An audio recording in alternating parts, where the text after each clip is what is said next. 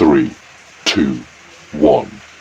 Selamat datang kembali di channel saya, Timotius Duha, channel yang khusus menyampaikan informasi-informasi seputar skripsi dan pengolahan data penelitian. Pada kesempatan ini saya akan menyampaikan materi mengenai kesalahan-kesalahan umum dalam pembuatan skripsi. Untuk itu, apabila nantinya menurut Anda video ini bermanfaat, maka silahkan like, komen, dan share video ini.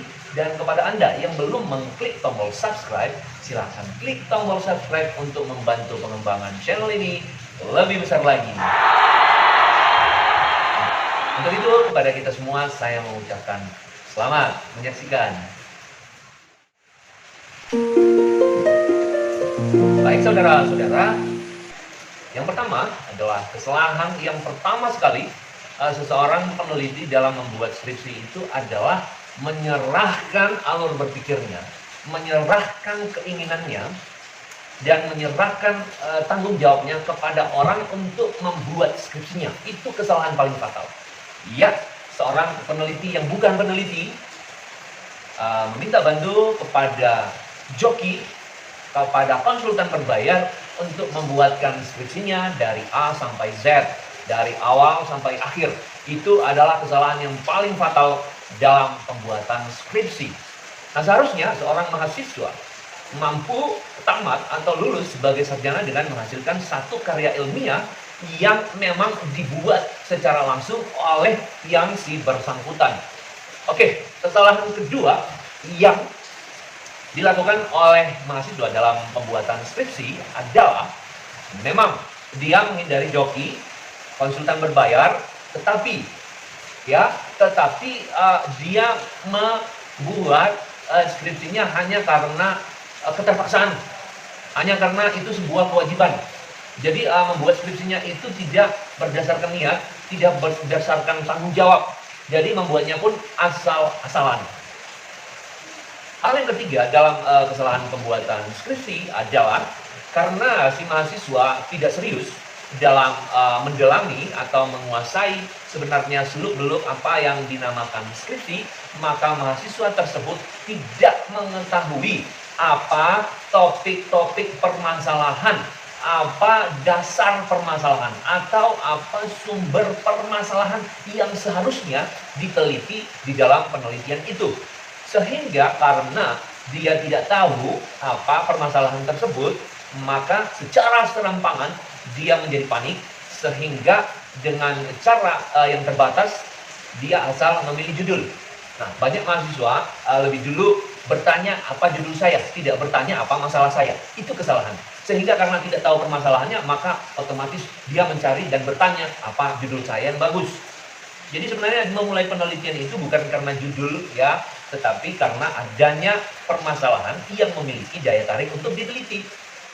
Kesalahan berikutnya, saudara-saudara, adalah karena mahasiswa tidak mengetahui ya, atau tidak mampu mendapatkan lokasi atau tempat yang cocok, yang layak untuk diteliti dan sesuai dengan karakteristik dan disiplin ilmu yang didalaminya. Nah, itu sebenarnya hal-hal yang perlu kita hindari. Oke.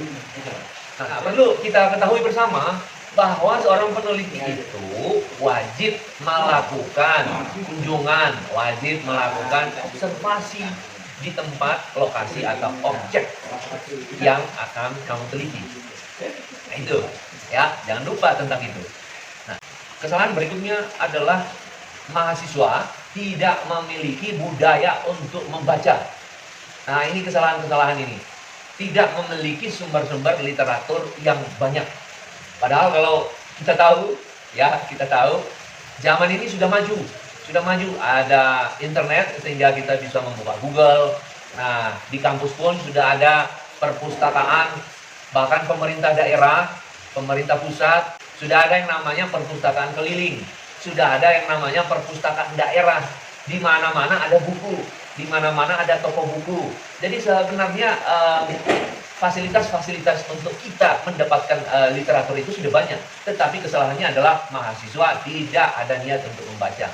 Padahal kalau kita membaca, maka kita akan terbuka pemikirannya sehingga kita bisa mendapatkan ya berbagai topik-topik yang akan diteliti. Jangan lupa bahwa dalam meneliti itu ya ada sumber atau ada track yang harus kita jalani, yaitu yang pertama adalah observasi atau kunjungan ke suatu tempat maupun dengan membaca sumber-sumber bacaan.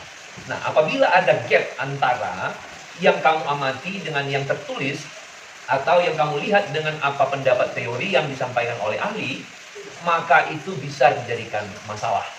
Jadi yang terpenting adalah rajinlah membaca. Dan yang terakhir adalah kenapa mahasiswa sering memiliki kesalahan-kesalahan dalam pembuatan skripsi, karena mahasiswa tidak mempedomani buku panduan penyusunan skripsi yang diberlakukan di kampusnya.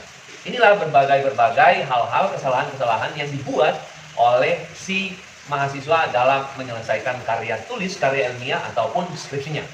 Jadi semoga kesalahan-kesalahan ini kalian tidak mengikutinya atau kalian tidak melakukan kesalahan ini. Hindari kesalahan-kesalahan ini agar skripsi kalian itu bisa diselesaikan dengan baik. Jadi itu saja yang bisa saya sampaikan. Atas perhatian kita semua, saya mengucapkan terima kasih. Salam tuntas skripsi.